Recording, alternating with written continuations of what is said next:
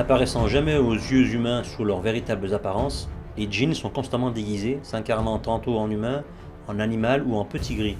Le gentil extraterrestre à l'instar de celui de Roswell. Vous ne vous souvenez pas de lui? Mais si, voyons. C'est lui qui s'est soi-disant fait disséquer dans un laboratoire de l'armée américaine. Jacques Pradel, animateur de TF1 à l'époque, avait eu la brillante, je dirais même géniale idée de la diffuser en prime time sur TF1. La question qui s'impose alors, c'est de savoir pourquoi TF1 a entrepris de diffuser ce canular. Sans doute est-ce dû à la convergence des modes pour le paranormal qui a vu apparaître à la même époque la fameuse série X-Files ou, toujours sur TF1, l'émission Mystère et les fameuses pommes volantes. Ou est-ce simplement un heureux hasard, le fameux hasard qui fait si bien les choses?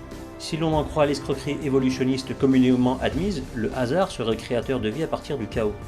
C'est une chose relativement étonnante quand on sait que le hasard est par définition aléatoire, imprévisible et dénué de toute logique constructive.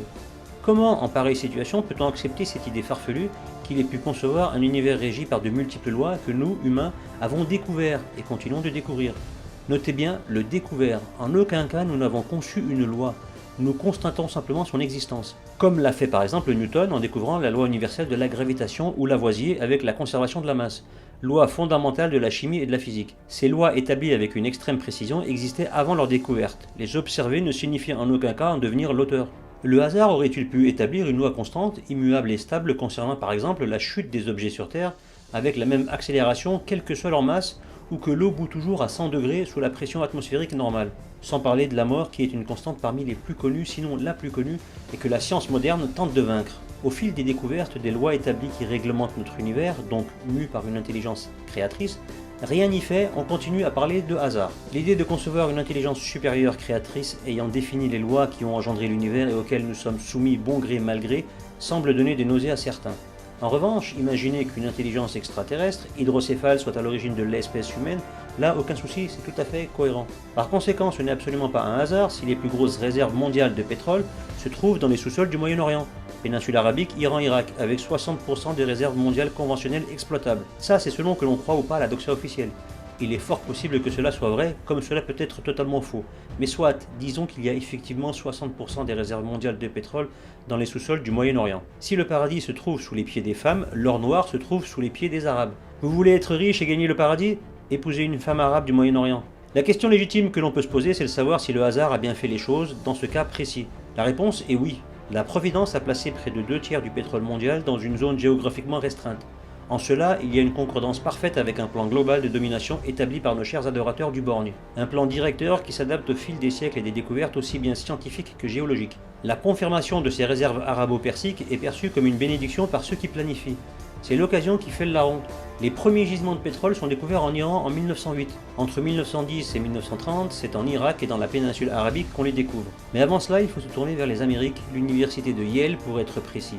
Dans ce haut lieu de la sorcellerie élitiste, centre de la formation des démons parmi les hommes, il est un jeune homme répondant au doux nom de Benjamin Silliman Jr. Initié en 1837, il est un bondsman qui fréquente le tombeau, la crypte allouée au rite satanique de l'université de Yale. Il faut croire que prier Satan paye, puisqu'en reprenant les travaux sur la distillation du pétrole initiés par son père, il développera des produits tels que le nafle, les lubrifiants, le goudron, les solvants notamment pour les peintures, et parent pauvre l'essence. Cette dernière est surtout utilisée comme détachant. Est-ce un hasard si l'essence et tous les produits dérivés du pétrole furent découverts par un adorateur de Satan? Non, bien évidemment, le plan est établi depuis des siècles et s'ajuste au fur et à mesure que l'histoire se déroule. Ce n'est clairement pas un projet humain, l'homme n'est que l'employé, l'outil qui réalise sur le terrain un plan fomenté par d'autres et dont tout lui échappe. Les idées de génie ne tombent pas du ciel, mais des djinns eux-mêmes. Un plan qui prend forme à l'abri des regards, il n'a nul besoin d'être occulté par un artifice physique. Prenant lieu et place dans un autre espace-temps, il nous est fatalement inaccessible. Satan et ses acolytes définissent le plan sous l'œil avisé du borgne, alias le charlatan, l'antéchrist. Satan n'est rien d'autre qu'un exécutant, comme l'homme est un exécutant pour Satan. Le borgne est au sommet de la pyramide, chacun son rôle et Satan sera bien lapidé. La transmission d'informations entre Satan et les hommes se fait par le biais d'endroits divers de par le monde, comme la tombe, où se réunissent les membres de la confrérie démoniaque des Skulls and Bones. En fonction des actions à mener figurant sur le plan, on suscite les événements qui seront favorables à son accomplissement. Ainsi, si vous ne disposez pas des bonnes raisons naturelles vous permettant de dominer les nations sans que ces dernières n'y trouvent à redire, ce qui est le cas pour l'État imposteur d'Israël, eh bien, vous les créez. Le plan prévoyait à l'origine de n'utiliser comme ressource que le pétrole, en développant en parallèle les transports et les outils nécessitant majoritairement ce dernier. engrais agricoles, objets, textiles, industrie, rendant l'humanité hautement dépendante du pétrole et de ses produits dérivés. C'est alors que l'empêcheur de planifier en rond est arrivé, un certain Nikola Tesla. À la même époque où les découvertes de gisements de pétrole se multipliaient au Moyen-Orient, Tesla développait le principe des énergies libres. Ses travaux anticipaient une question qui allait fatalement surgir et à laquelle il fallait par avance remédier. Pourquoi développer les énergies fossiles polluantes quand on peut utiliser l'énergie libre, gratuite, non polluante, inépuisable et accessible en tout point sur Terre? Le hasard, encore lui, a voulu que Tesla soit soutenu et financé dans ses recherches par un certain J.P. Morgan. Le banquier a toujours reconnu que son travail sur les énergies illimitées pour tous et sans câble était réaliste et réalisable. J.P. Morgan cessa dès lors de le financer.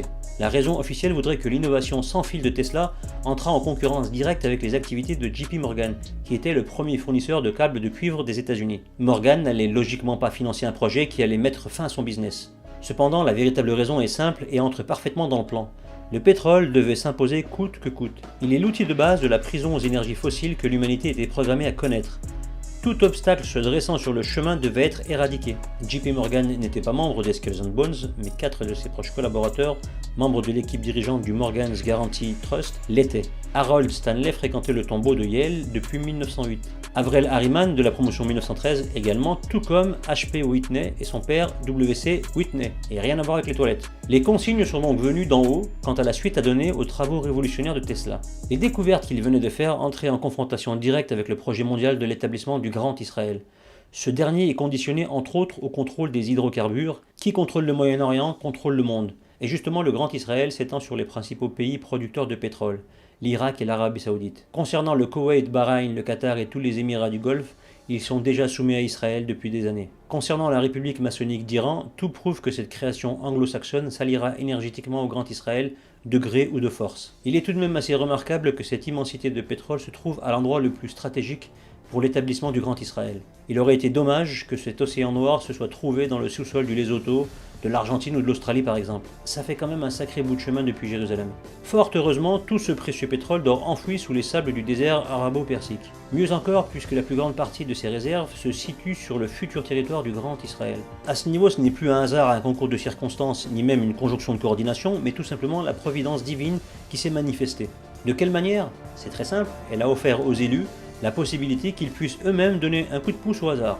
Le coup de pouce n'étant évidemment rien d'autre qu'un mensonge monumental qu'ils ont fabriqué de toutes pièces. Un mensonge sur les prétendues réserves de pétrole dans les sous-sols arabo-persiques. Pour ceux qui, comme moi, pensent que le pétrole est d'origine abiotique, il est évident qu'il est disponible en grande quantité un peu partout sur Terre et sans risque de pénurie. Cette idée ne date pas d'hier, le premier à l'avoir évoqué n'est autre que le chimiste Dimitri Mendeleev et son célèbre tableau périodique. Le fait d'avoir mis à la marge les énergies libres en empêchant toute innovation, tout en mystifiant l'origine du pétrole, sa future disparition, son abondance exclusive au Moyen-Orient, saupoudré du fameux peak oil, cher à notre escroc racialiste des alpages suisses, Piero Falotti, San Giorgio, alias Maran San Giorgio, tout cela s'explique par la future création du Grand Israël.